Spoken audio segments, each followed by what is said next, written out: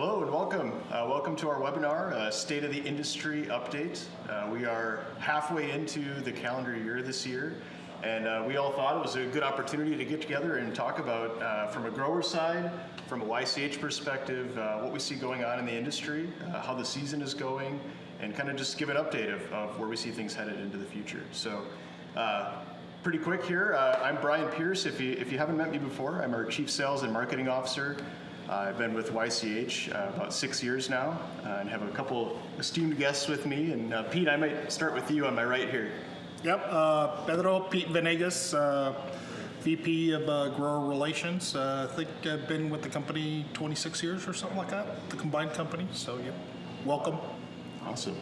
And then Tyler, how about you? Yeah, Tyler Carpenter from Carpenter Ranches. Erik Sauve, Vice President, Sauve and Sun Farms. Awesome. Well, thanks for joining us today.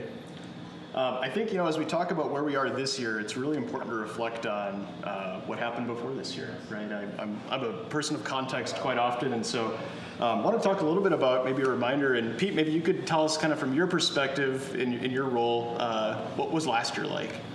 Last year was a whirlwind. We were taking a look at where we're at currently, and one of the things that I don't know if people remember from last year. Last year, this time or this coming weekend is when we had that monster heat wave come through the valley. And we were talking last night at the house, and my wife's like, "Do you remember this coming weekend is when you had to be on the road all weekend just trying to figure out 115, 120 degree weather out there." And so it's been it's nothing like that this year. We're good weather, a little cold, but we'll get through it. Hops will survive. If there's anything that we learned from last year with that heat, is that hops will survive. Yeah, I thought that heat was going to be a little bit more detrimental to the crop. It came in, and some of our we had a baby yard in particular that was doing great up until that point, had already reached the wire, and then that week, 10 days, 14 days of 110 degree plus had a dieback of 3 to 4 feet off of that plant. And so we were looking into coming into harvest that it was going to be a bad year, and things were going to come in light, and harvest was going to get pushed forward a couple of weeks, and then the rest of the season evened out. And like you said, these plants are very hardy and vigorous growers, so they figured it out, and it actually didn't come in too bad. Yeah, I can kind of second that as well. On our farm especially, we saw the early varieties like the Cascades and the Simcoes and stuff, they really did not like the heat too well. But we also did see from about Mosaic going on into harvest, all of those later varieties really thrive through that heat. We saw some higher yields that we have never seen on our farm ever, or just things that we were just not entirely prepared for on our farm, which is a good problem to have, and also kind of a tough challenge as well, trying to get those vines through the machine at a timely manner to get on to the next one. But that heat wave did stunt some babies for us as well. But those babies this year, they're looking great so far. I'm hoping that they can kind of push through this cooler temperatures that we have right now. But as far as the 21 season, yeah, we saw some both ends of the spectrum on the earlier varieties towards the later ones. Yeah, awesome. Well, and I know you guys are both here grower owner families that we work with, but also here in Washington. And Pete, think of a lot about last year. The people still talking about a heat dome in the Pacific Northwest. I think probably similar stories across the board, but we do get a lot of hops in from the Willamette Valley and the Treasure Valley. And do you see any differences last year from some of that thoughts as well? Well, the biggest difference is in Oregon, they're not used to any of that heat whatsoever. 110 degrees for them, they did not know what to do. So they had to quickly adapt. They had a lot of die-off, but again, in the later varieties, they did fairly well. And at this point in time, in conversations, I'm going to be trying to be down there next week. Everyone's super positive. We're just talking about mite sprays. Last year, by this time, I think Oregon was battling some mite pressure just because of the heat. So it's not quite normal yet. It's a little bit cooler, but I think we'd rather be on this boat right now than what we were last year. Same thing with the Treasure Valley. Treasure Valley, I think the big thing with the heat last year, they had to expend a lot of water. So their reservoirs aren't to the capacity where they wish they were, but they think that they'll be able to get a crop in this year. But their worry in the Treasure Valley this year is if they're going to have enough water to get through harvest. Okay. Well, I guess touching on heat a lot and thinking about last year and water in Treasure Valley, maybe that's a good jumping off point in talking about what we're seeing this year when I think about water and things like that. So I guess maybe we could go around pretty quick and just a general idea of, kind of big picture, what do you see in this year so far into the year? Maybe Pete, you can kick us off on that. Yeah. So to me, it's a little bit late start, a little bit start with babies, a lot cooler weather. We've gotten above normal precipitation for the Yakima Valley, stuff we're not used to. And in Oregon, I think it's normal. To a certain degree, it's normal. They've had their, they get their rain, but I was talking with people down there and, 80, 85 degrees.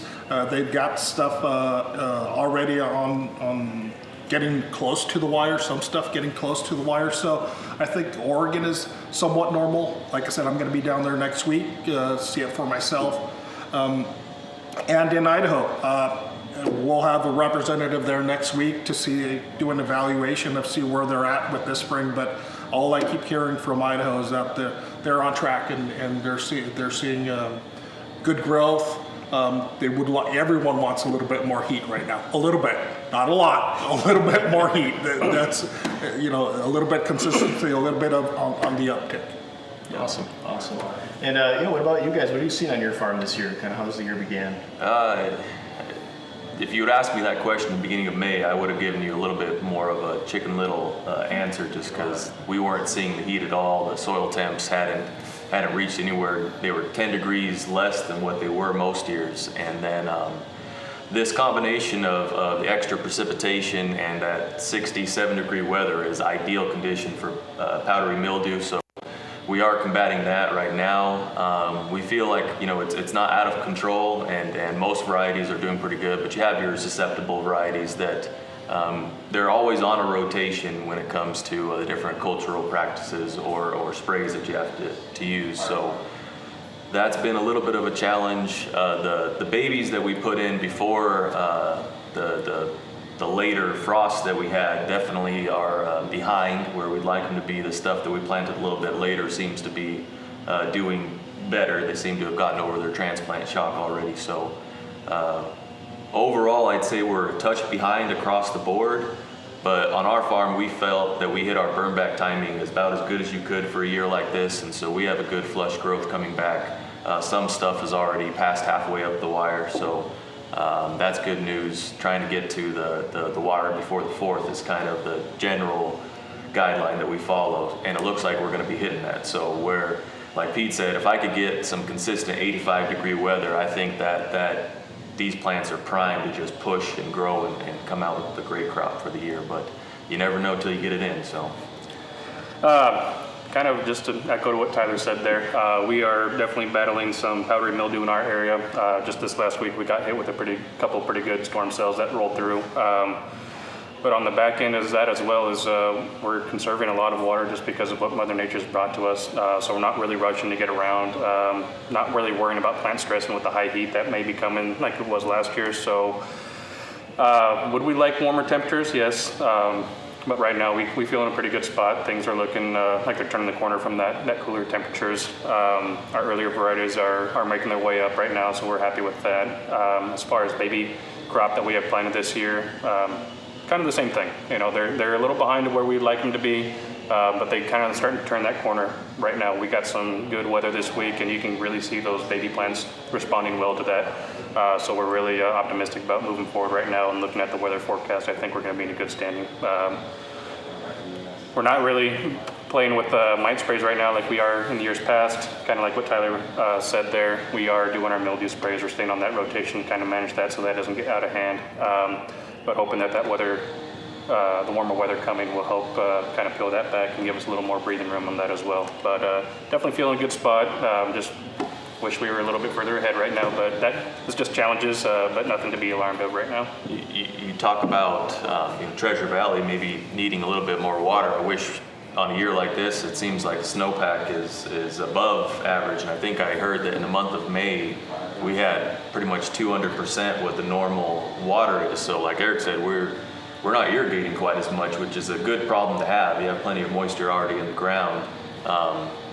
That's not normal. Most years you're fighting it and just praying that you got enough snow up in those reservoirs that we're going to have enough to finish it off. But I think we should be fine when it comes to water, and that's kind of a completely different challenge than last year when you almost didn't have enough. So, yeah. Well, very good. That's good. It's interesting to think about that every year as the weather changes, the really different challenges you guys are up against and all farms are up against. And you guys mentioned a few times a couple things, baby plantings, burnbacks, and I think maybe one thing I wanted to touch on, just in case maybe someone isn't as familiar. I think a lot of brewers, and I know myself, we all think a lot about harvest, right? But obviously, there's a lot going on right now, and so as you mentioned some of those things, you mentioned some of the things you're doing to manage, pest pressures and stuff like that. What kind of activities are going on the farm right now? I know you kind of touched on it, but maybe to give people an idea of timeline and what you're focused on right now. So for us, we actually today just wrapped up our first training. Getting the vines on the string, just went through the first time, so we're getting ready to come back on the second go around on the earlier varieties if they need it. Cascades are looking pretty good, Simcoe's looking really good. So we just finished that up, spraying like crazy right now, both doing leaf feeds on the mature stuff as well as mildew sprays, irrigation rounds, just kind of maintaining some stuff right now, keeping the weeds down in the babies, and got a lot of bodies out there right now, but in the early spring, that's what it takes to kind of get these things off to a good start. Yeah, a lot of the brewers have an opportunity to come out and see us during harvest, and then that is the awesome dance that happens, right? It's hot and heavy during that time, but this period, the April, May, early June period is probably the most important period to getting a good crop, because if you don't hit your burnback timing, which burnback's essentially where we'll prune, mechanically, chemically. We use flame-throwing tractors on our farm. You take that first growth of hops that comes off. That way you get a nice even growth that's ready to train, and that secondary growth really has a good push to it. Also, we feel that it kind of mitigates some of our mildew issues, anything that might have overwintered, any weed pressures. Some of them we can handle with that type of pass with the burnback. So we feel we hit our timing really well, and then after that you have twining and training, which is always hot and heavy. We try to hold twining off as long as we can, so that way we are fixing the string from the wind blowing in the springtime, but you have to get going at some point. And then training is probably, my grandpa always says, that is the most vital thing when it comes to your yield at the end of it. If you don't get enough vines at the right time, or if you put too many of it, you have too bushy of a crop. So really, and you said you finished our first pass, we're on our second pass on some varieties. Some of the later ones we're just getting on, but everything that's on the string now you can definitely see pushing up big time. So and kind of to touch on training too, for those of you out there, I mean, historical data tells you within plus or minus a day or two, that's really what works for that variety in that region almost every year.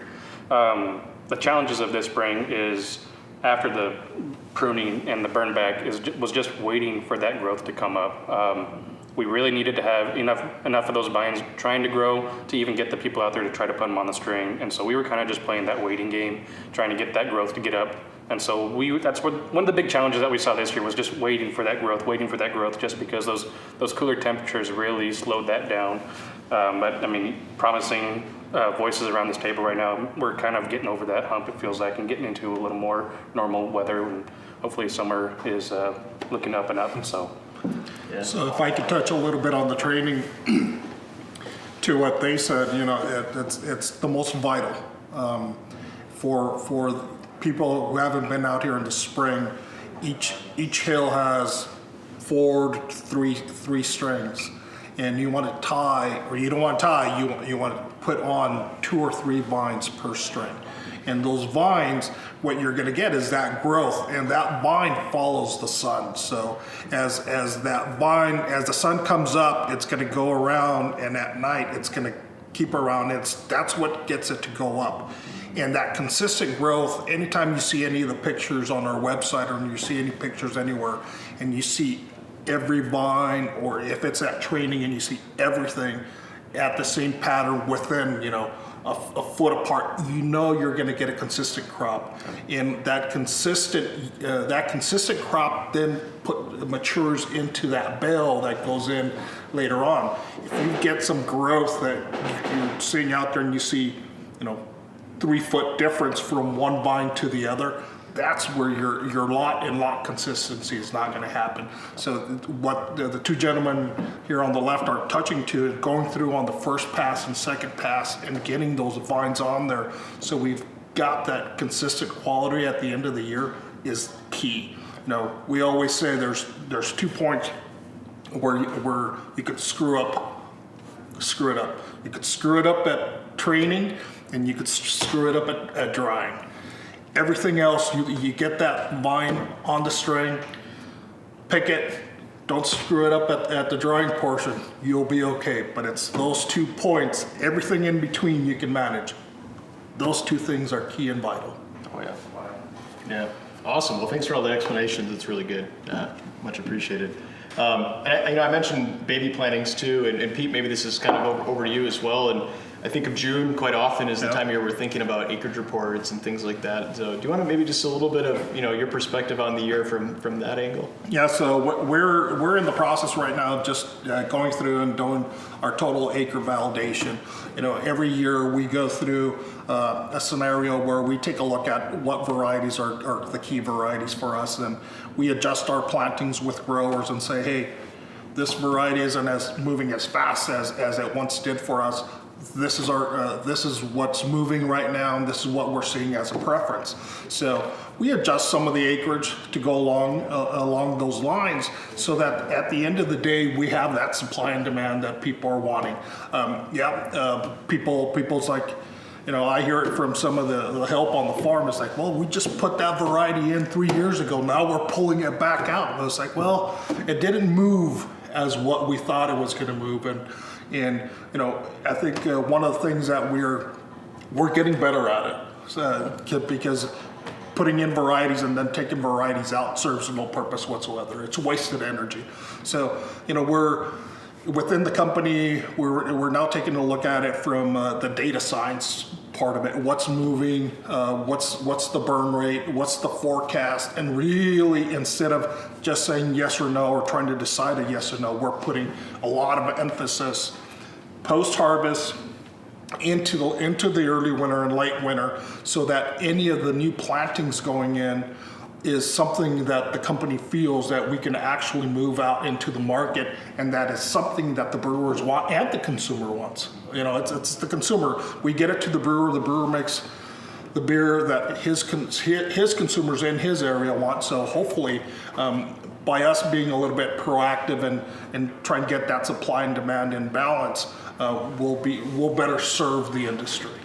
No, it makes a lot of sense. And I think as you're talking about that, it kind of where my mind goes, right? In my world is, and why that's so critical, and like Pete touched on, having good data. I know where you're going. Yeah, I think is really what we see in the market, right? And something that I know in a lot of my recent travels and kind of this year, the beer industry and brewers are still coming out of the years of COVID that we've gone through. And even just last week traveling, right, asking breweries, how are things going? And we're maybe 85% of what we were in 2019, or we're 90%, or which really positive to hear, right? But also it's still the reality of things aren't totally normal still. And I think that balance and really understanding that supply and demand, like you said, has been a huge focus for us over the last couple of years, and making sure that's right, because we know the beer industry is there's a finite amount of hops that are going to get used every year. And like you said, those sort of yes/no decisions have huge ripple effects out to our customers and out to consumers. And so it's really exciting to hear the work that you're talking about and what's going on and coordinating with farms on that front. We find that information and that expertise to be extremely valuable. We don't want to put something into the ground that is going to get oversaturated and we're going to lose that return to grower. I mean, Yakima Chief is still the industry leader for return to grower, but at the end of the day, if we can't make a profit off of it, it's not going to help us to improve on our quality, to improve on the farm, period. And it's a challenge, and sometimes there's varieties that we love to grow that are beautiful, and maybe the brewers don't quite like as much, which I'd like to have a conversation with those of you. But at the end of the day, we understand that it's a symbiotic relationship. I've had brewers come tell us how much of a rock stars we are, but we know that we wouldn't have the success that we've had recently if it wasn't for the rock stars out there putting the product together and putting it out to the consumers.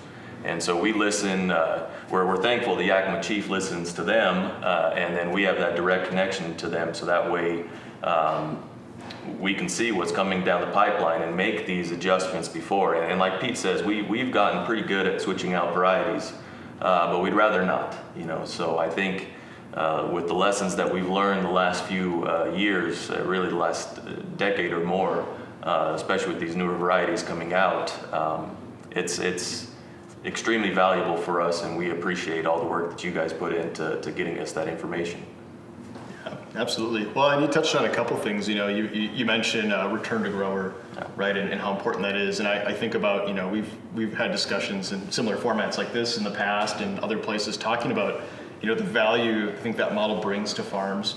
But also, that we can't do that without contracting and forecasting. Like you touched on some of those things, making acreage adjustments, but we need to know what's coming down the pipeline, to use your own words. And I think right now that's a question a lot of people have in the industry, right? Brewers are wondering, in these kind of changing times, the market's changing a little bit, things are recovering, people are still kind of getting out to tap rooms. How do I know what I need? And I think something I would continue to say that's held true for us from YCH is really the value of still forecasting what those needs are, but doing it in a way that makes sense for you and kind of balances, our ability to have good data to then translate that to farms. And I guess to put a clear point on that in my mind is the stair-step model that we've talked about with contracts, right? Is you should have a pretty good idea. Like we're in 2022 now, harvest is, not to scare you guys, right? But it's a couple months away, right? And I think it's one of those things that it's like, man, if you haven't secured your 2022 contracts now, or there's certain varieties that you're counting on and you haven't had a conversation yet,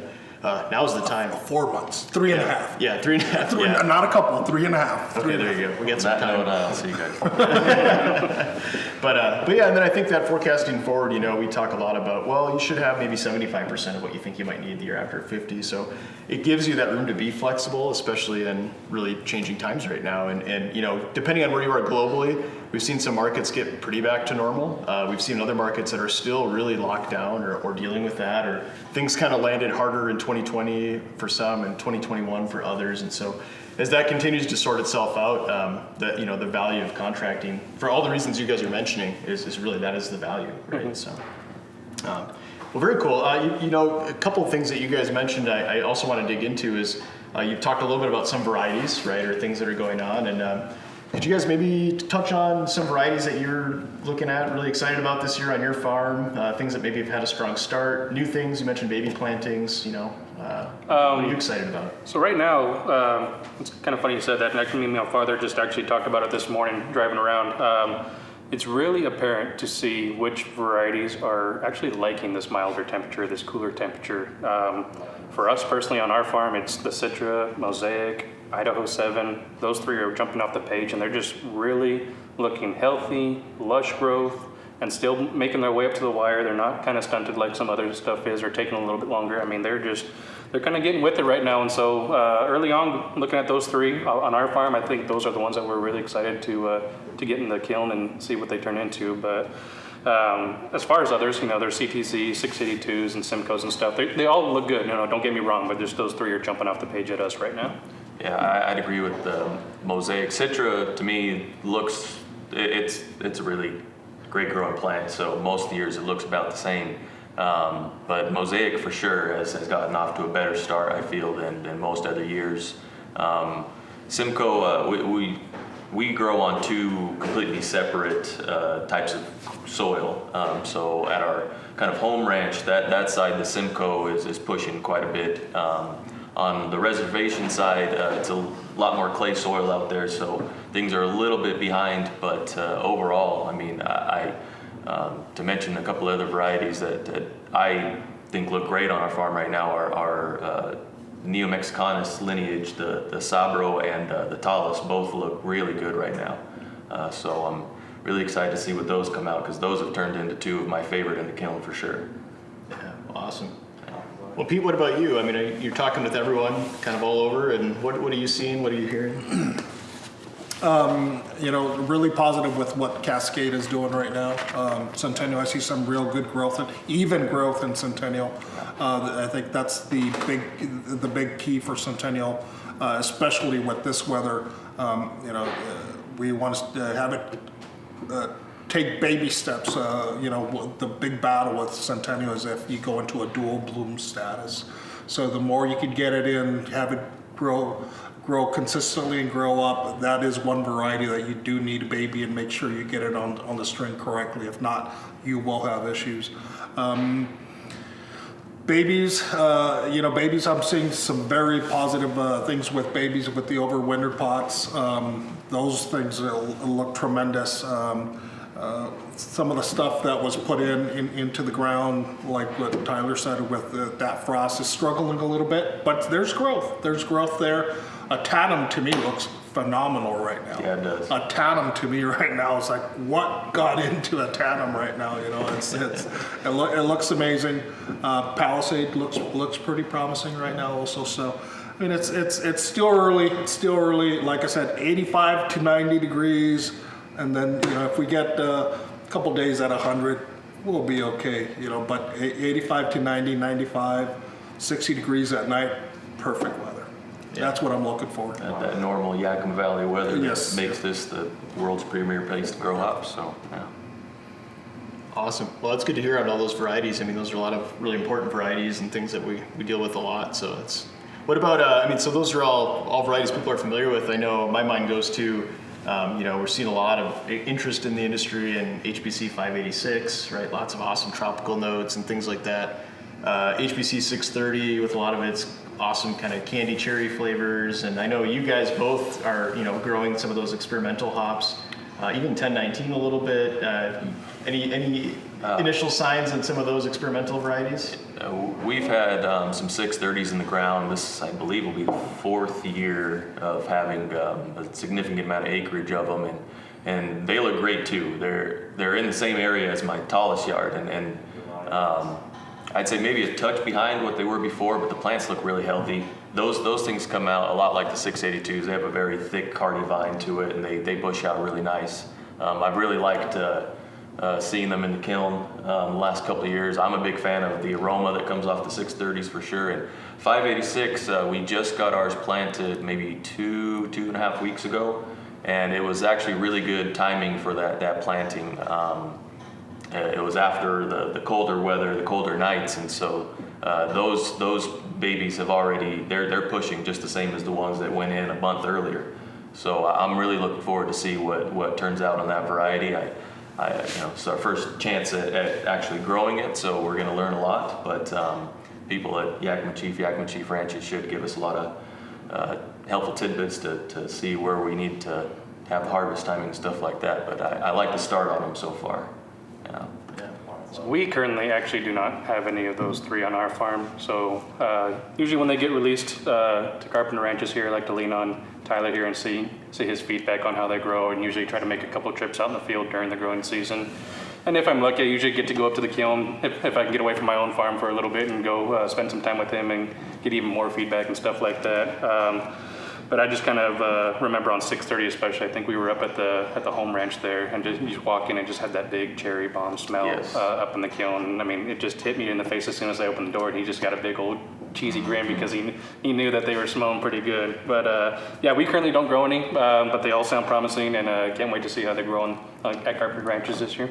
Yeah, we're also going to get a chance to do to plant a small amount of 1019s, kind of one of our experimental yards. So we're waiting for them to come out of the greenhouse. Supposed to be virus free, so I'm hoping. I have big hopes for them. Maybe not exactly this year, but going into it this year, we'll get a taste of it and see what we can learn. But yeah, the 630s, Erik, it's nice when another grower, you don't ever see other growers in each other's kilns very often. It's usually they've made the effort to make the trip, because 100-hour weeks, no joke during that time of year. But it was pretty cool seeing the instant reaction, because if you've been in the kilns, you know the difference between a Simcoe and a Citra and a Talus and a 630. So to see somebody recognize that difference the same way I was seeing it, it's always fun to see.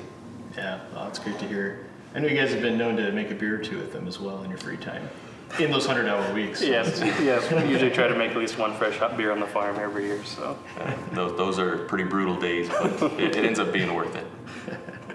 Great. And Pete, what about you on kind of that front? I know you're really involved in that as well. Well, in that front, I'm going to go back to the supply and demand. I'm going to go back to the supply and demand, and why it's very crucial for us. We, in the past, I should say, going forward, we're really going to take a look at any of those plantings. There's a reason why, Sauves haven't gotten anything. We want to make sure that it's something that is needed in the industry. Once we see that it's an actual need from the industry, instead of pushing into the industry, we're going to try and pull from the industry and get those plants out there. We're going to try and mitigate those plantings and overplantings, and as we grow into those we want to grow into those varieties, and as we grow into those varieties, we'll take a look at, pick windows for growers, and making sure that we're setting up growers to succeed. And if we have a 630, a picking window, let's say the 20th of September, I want to make sure that when I go out and talk to Sauve, I say, I've got this variety. It's the 20th of September. Can you do it or can you not do it? It's all about succeeding as a whole. And the last thing we want to do in the company is setting up somebody to fail. And then the other thing is trying to push that variety into a window, and then all of a sudden we get a lot that's not true to type. And then once we get that lot that's not true to type, we're not doing anything to promote that variety. So we're gonna, I shouldn't say take baby steps, but we're really gonna manage that growth and try and make sure that any of the growth that we are doing, it's measurable and it's sustainable. No. Yeah, if I could kind of second that as well, kind of going back on the previous point we made earlier about baby plantings and how big that is for the farm. Realizing that we need to pull from the industry rather than push, like you said. I mean, you don't want to go and plant those varieties and then 2 years later say, hey, you need to take those back out. That's a big financial step for a farm. I mean, that's a lot of bodies, a lot of hours, and it's not very fun. Like Tyler said, you go and you finally get it established and you're feeling very good about yourself, and someone calls and says, hey, we got to come back and take that out. It's a little disheartening, and so it kind of coordinates, and Pete does a good job, and Yakima Chief does a good job of making sure that these varieties have traction before we just go and try to push it and don't have a home for all these hops and try to deal with it then. Yeah, makes a lot of sense. I think, hearing what you guys are saying, something I think a lot about in the conversations we have, which carries all the way through to brewers is yeah, we don't want to push something in the market. There's a lot of things to be thinking about now, products, varieties, right? But something I've always been proud of, and I know we're really proud of at Yakima Chief Hops, is we're going to put our name, put our energy behind stuff that we know people need. And part of that is having that pull into the industry from brewers and saying, yeah, that's a variety, we need it, we need more of it, and there looks like that's where it's going to be. And then making sure we balance that with growers and say, okay, this is going to have a future. So you should put that energy and that work and that hard work into having it, because it's going to be here to stay. And so, yeah, we take a pretty measured approach on a lot of that, whether it's new varieties, new products, and how that constantly balances between brewers and growers, and our model of making that connection between brewers and growers. So, well, very good. Covered a lot of things there. I think one thing I wanted to kind of ask is, money on the table. We're going to make big predictions here. We're going to watch this later at end of harvest. We're going to see who's right. Okay. We can put some big money out there. We don't have to say it right now, but we'll account for it later. But what do you think is going to be a huge standout variety this year? Early predictions. Erik, you look like you're ready to answer. Are you talking just on our farm? Sure. Okay, on Safer our farm. bet on your farm. I'm very confident in Idaho 7 again for us. We had a really, really monster crop last year. I don't know if we're going to hit that large number again, but just how it's coming out of this right now, this growing season, early growing season, it just looks very healthy. I mean, it's making its way up very consistently. And then I'm also keeping my eye on my mosaics. I guess I'll split my hand and I'll put it on two, actually, Mosaic and Idaho 7 for us. Awesome, awesome. Really excited to hear that about Idaho 7. That's great. Oh yeah, I love it in the beer. I really like our Mosaic. Like I said earlier, I think this is one of the better starts that we've seen to that variety. Citra looks great again. I will go ahead and say that I'll probably be above average on my yields for a tandem. I think this looks like a great growing season for that particular hop. Yeah, I mean, everything else, I don't really see anything being overly detrimental. So I have optimism for just about every variety, but if I had to pick, maybe my 2 or 3 would be a Mosaic, a tandem, and then I'll throw in the tallest with that too, because that yard has been great the entire way through for us so far this season. So let's just hope it maintains. Awesome. Pete? I'm gonna go with Mrs. Consistent. I think it's gonna be a good year for Simcoe. I think it'll be a very good year for Simcoe. I think with what we're seeing, should be a good training year for Simcoe, and should be a good early. It's an earlier variety, so it should go through the system fairly well. So I'm hoping Simcoe. I'm betting on Simcoe, I guess is what I'm saying. All right, I like it. You're going all in too. There's no second or third. Oh, I've got my favorites, but I think Simcoe's got some legs underneath it this year. Yeah. Okay. Well, good to hear. I will say, from my perspective, Simcoe is one of those varieties that we continue to always see have interest, and this year we've already had a lot of conversations with our team about, hey, we're getting pretty tight on 2022 contract wise, and so it's a good reminder. Good quality Simcoe's coming down the line because Pete said it is. So well, I guess I'm gonna hold you to it. Well, I guess I can't ask you guys to bet if I don't bet on something, right? So Exactly. All right. So I think with way less knowledge than everyone else around me here on that front, I will say I have to lean heavily towards Simcoe myself. Just from hearing you guys talk about it and kind of how the season's going. It's such a performing hop, and I am going to be a little more risk averse, Pete. I'm going to probably put a second one in like these guys did. I do have a lot of confidence in Idaho 7 this year too. I'm really excited about what could come around the corner for that this year. So It's easily one of my favorites on the farm right now. Just, it has that aroma as a fresh hop coming in the picker. All of our employees when that variety comes in the door, everybody starts snapping their heads, wondering where that big aroma, that big pineapple notes are coming from. Yeah. And we have to always remind them it's the hop cone. But yeah. for our short time having it on our farm, it's turned into a crowd favorite. So Yeah. Well, great. Well, Tony Lynn, I don't know if you had any questions for us or other things, maybe something that came in while we were chatting here. Yeah, this question's for Erik and Tyler. What do you do on your farm on the off season when you're not busy? When are we not busy? No, usually you get 1 or 2 days after harvest to kind of take a breather and go make sure that the wife and kids still recognize you, and then you go straight into pulling out the drip tube, tilling where you need to, applying compost, things like that. So once we get into more of the Christmas break time, when it's the real winter months, I've kind of taken on the role on our farm as the record keeper, kind of data analyst type stuff. So we do a lot of focus on that type of stuff, trying to figure out, okay, how did we go according to plan throughout the season, and the curveballs that we saw and the adjustments that we made, how did that affect the end result? And we've really started to find some different data points that can show that measurably. So every off season, you're just trying to get a little bit better. We're pretty competitive. We want not only the biggest yields we can have, but we want to make sure that we hit those quality points. Yakima Chief gives out awards for good quality, and it's always a point of pride for us to put those plaques up on the wall when we can. So, yeah. Tyler kind of hit the nail on the head there. Got a lot of fall and winter work that needs to be done on the farm, but it's really a good time to kind of sit down, go over your previous crop year, your previous growing season, see where improvements could be made, see where changes could be made, maybe in machinery, and start to get that ball rolling with some fabricators and stuff. But a serious important piece of our farm every off season is trellis work. Go in, tighten cables, replace old wire in some fields and put cable up, find all the broken field poles and stuff like that. That actually takes quite a bit of time for us. But that's a big point of ours. But for me and my family personally, we usually try to take a trip or two out of town for the fall and winter. Tyler and I and our families, we usually try to get down to Arizona and watch some baseball before we get too busy. But yeah, we got a lot of stuff to do on the farm, but also like to go and enjoy some quiet time somewhere.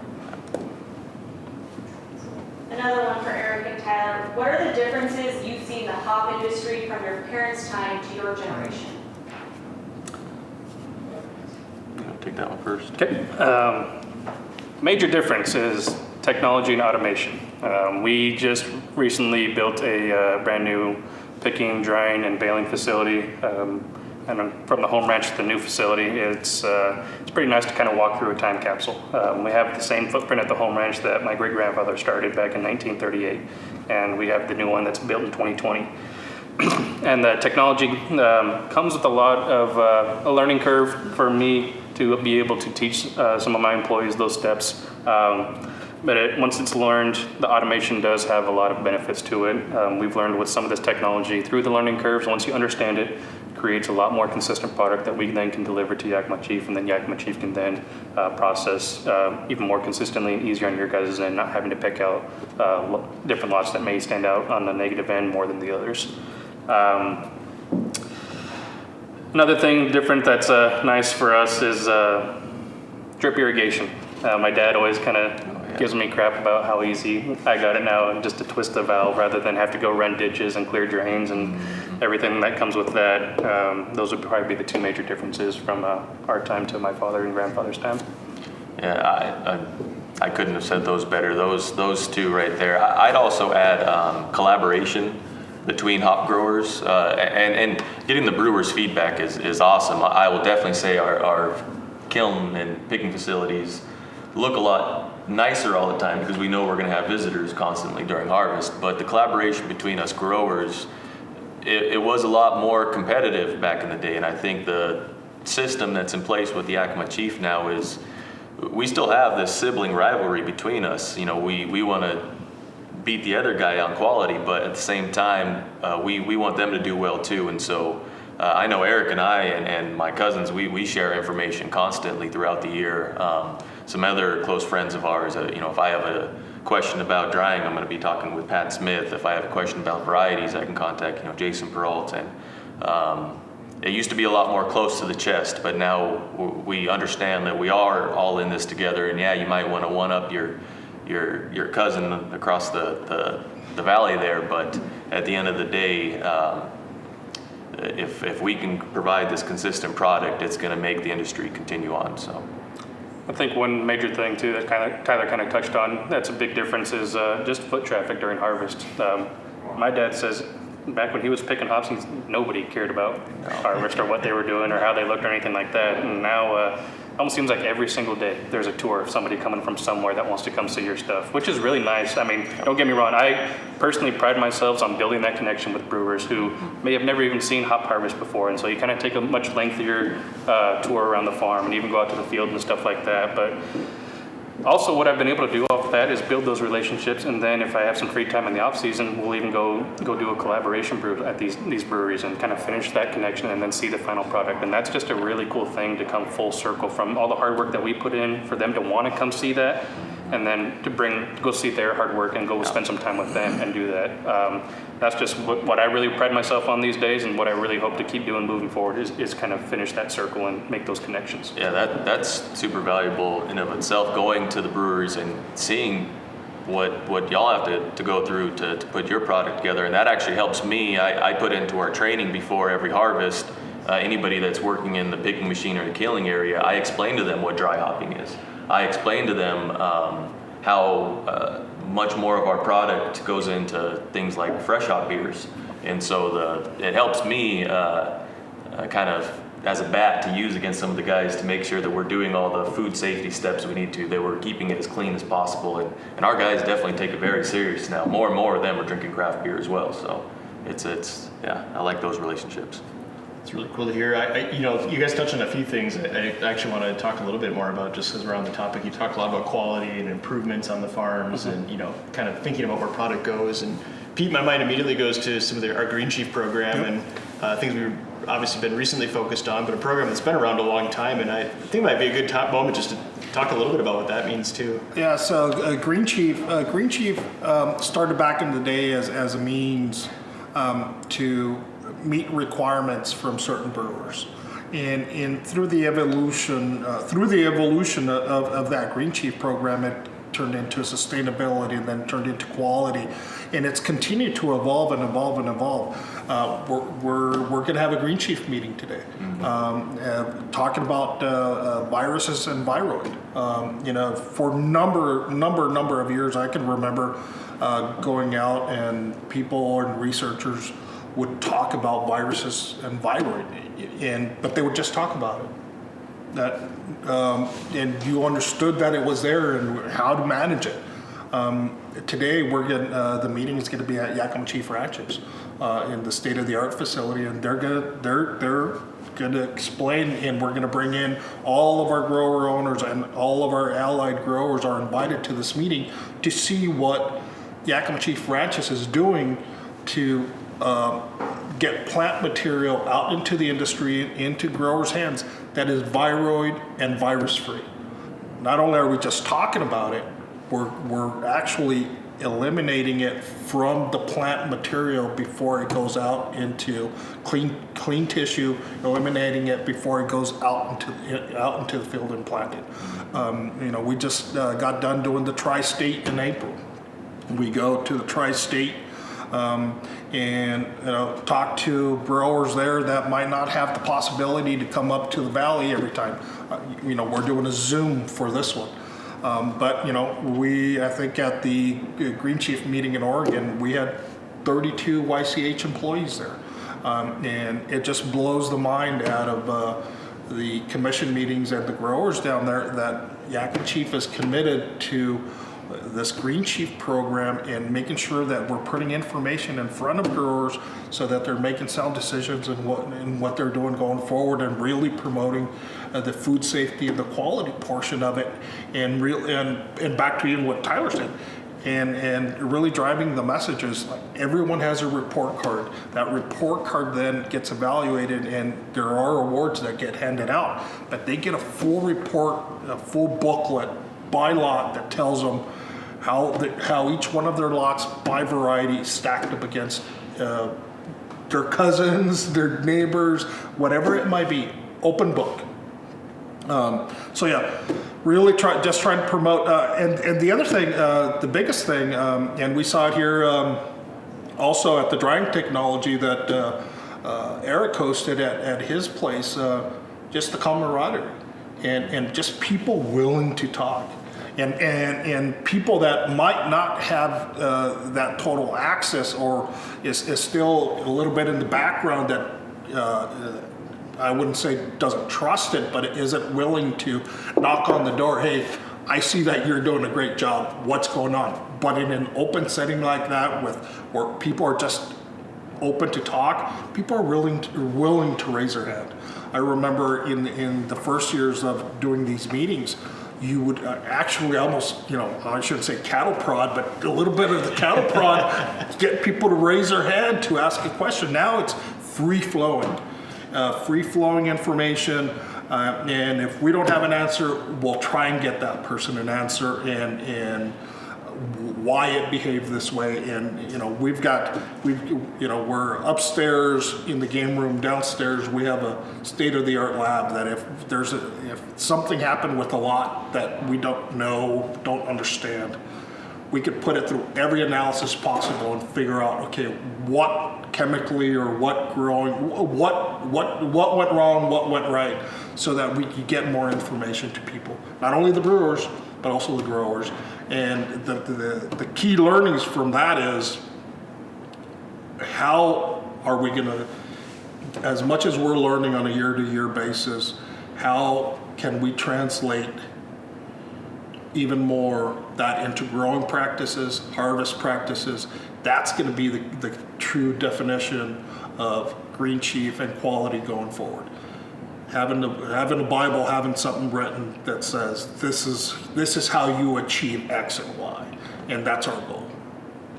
Yeah, awesome to hear. I will say I had that opportunity to join in April and see, and that you said it too. It blew me away how collaborative those discussions are, and I have great information, and nod to you and the whole team that puts all that together. It just providing good information and access, like you said, booklets of how you did and things, but then to see once the meeting's done, everyone hangs out, and it's okay, what are you doing? How's that new piece of equipment working for you?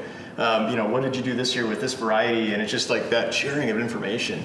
It's really neat to see, and it really is only to the benefit of our brewers. Yeah, I mean, it's tough. You get one shot a year to grow this plant and come up with this product. You get the one opportunity, and so family like mine, me being considered a 6th generation farmer here in the Yakima Valley, that wealth of information is nice, but like what we've been discussing earlier, every year is different. That moving target changes constantly, and so to be able to have people going through the same thing that you're going through, but being more transparent about it, it's very valuable. And some of Green Chief, it started off with the at-farm audit, just making sure that we were doing the correct things as far as food and employee safety, which is very needed. But now we're moving into the world of best practices and also true sustainability. Not just the marketing term, but hey, all of us want to be doing this for a long time. What can we do collectively to make sure that we leave this ground and our communities in a better shape than what we found them as? That I think we all agree that that's a true value that we all have together. And these Green Chief meetings have been a lot of fun.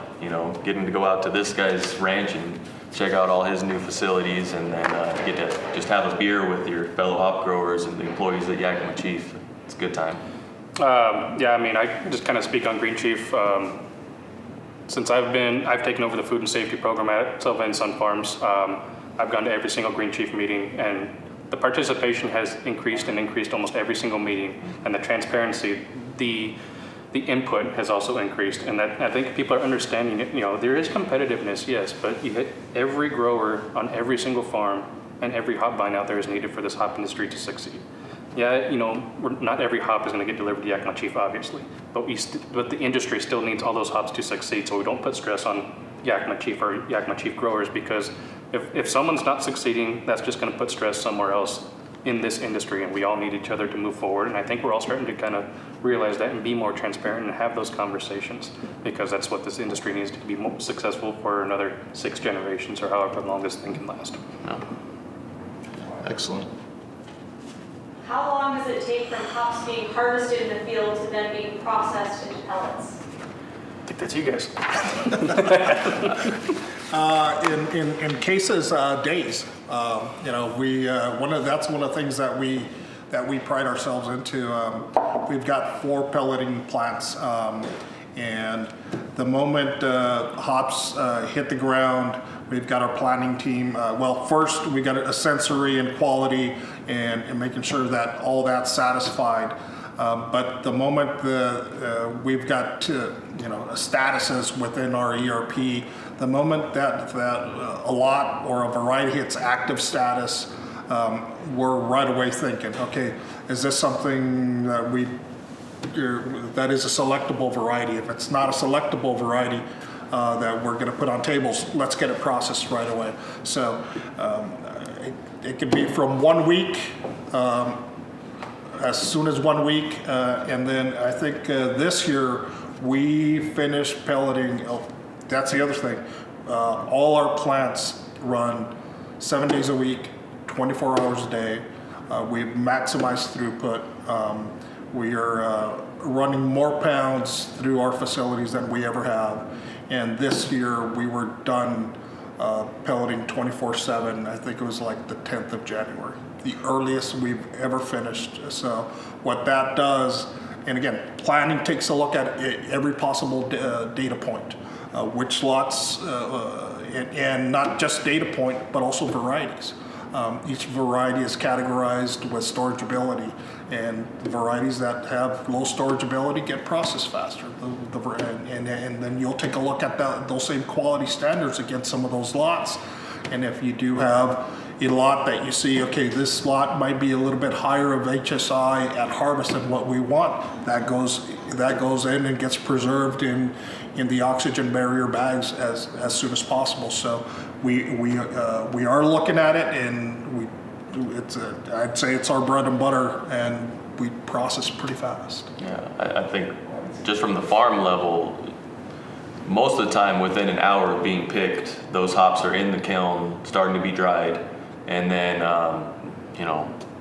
7-8 hours, whatever the dry time is, depending on variety, then we have to let them sit in a cooling floor for at least 24 hours just to try to solidify those oil glands and try to equilibrate the moisture content, and then we put them in a bale and directly into our cold storage. And on our farm, at least, that's the very next morning. As soon as we know that the warehouse is open, we have a truck waiting there for them. So that's one thing that Green Chief has definitely helped us to see, because nobody had cold storage on their farms, a decade ago. Very, very few people, and now I see a lot more, and it's just become, even though it's an extra cost for us, we understand that extra bit does matter for quality, and we definitely appreciate how quickly Yakima Chief can get through our product, because if we've done everything that we feel was good for quality, we trained it correctly, we dried it correctly, and then we put it into your guys' hands to know that it's getting processed as quickly and as efficiently as possible to maintain that quality for the brewers. That makes us really happy, because right now we're out there singing to all of our lovely ladies out there trying to get them growing correctly. So to see that it goes all the way through, we definitely appreciate that. Yeah, I think if I had one thing to add to that, and Pete kind of touched on it, but I think you kind of bring that home in my head is, you talked earlier about those two critical moments, right? Like your training, you're picking, you're harvesting, right? You're kilning. And I think that's where you just see quality is at its top, right? And from there, as soon as we can get that into a stable form, into a pellet, into cryo, right, into an extract form, whatever it might be, we're preserving it at that highest moment it was. The longer it sits, the longer it could degrade over time, right, and things like that. We all know hops are, will age over time and change. And so finding those efficiencies and better ways to do things, and all the investment we put into facilities, I guess, Tony Lynn, to kind of bring it all the way back to your original question on that time frame is, I remember even in the short time I've been around, I mean, we were running into the spring, and in the last couple of years, that's really shrunk down to like, wow, almost everything's done in January. We're wrapping up at the end of January. Maybe a few things run a little longer if we have special one-off things we're working on, but I mean, for the most part, we're condensing that time frame, so we're capturing more and more at that peak of when it was really its best and highest quality off the farm. So that's changed over time, and it'll continue to, and that's been a huge focus for us, is how do we continue to drive quality at every aspect, whether it's Green Chief on the farm. Preserve quality. Yeah, preserve, yes. So preserving that quality, so. We actually, my family actually just came off of a collaboration brew day too down in San Diego at Coronado Brewing. Brought some single lot pellets just directly from our farm, went through the pelleting process and some cryo hops as well. So we took down a number of varieties there and kind of touch on the quality and why that's so important. Every bag that we ripped open to kind of rub those and take a sniff at them, I mean, they were just kind of blown away at the aromas, and just kind of thought that was a pretty unique thing that those came directly from our farm. And that again, kind of going back to another point, just kind of helped complete that full circle of, delivering these hops to Yakima Chief, but keeping that connection with that brewer all the way to the end to spend some time with them. And so, yeah, but the whole pelleting and the whole quality thing, they were pretty ecstatic about what we brought down to them. Last question. What is everyone's favorite beer or favorite style of beer? Ooh. Start with the latter. That's favorite beer? I'm gonna hurt some feelings. See, I don't hurt feelings with this one. I always, as much as I hate answering a question with a question, where am I at? It really depends on where am I at. Am I out in the sun, just getting beat down? I'll have a Coors Light. If I'm somewhere relaxing, barbecuing, I'll have a good pale ale. Johnny Utah, Firestone Walker. If I'm really into trying to get my sense of a good IPA, those IPAs from Odell for me are top notch. Some of the stuff coming down from I'm going to butcher the name. I'm not even going to butcher the name, but no, it depends on what you're doing and what I'm doing. These days also is like, the NAs. I'm drinking a lot of the non-alcoholics because you're just, getting older. This getting older thing isn't as easy as it used to be, but just drinking NAs is one of the things that I'm very always looking out to see what good non-alcoholic beers are out there. I mean, I'm a hop grower. I love IPAs.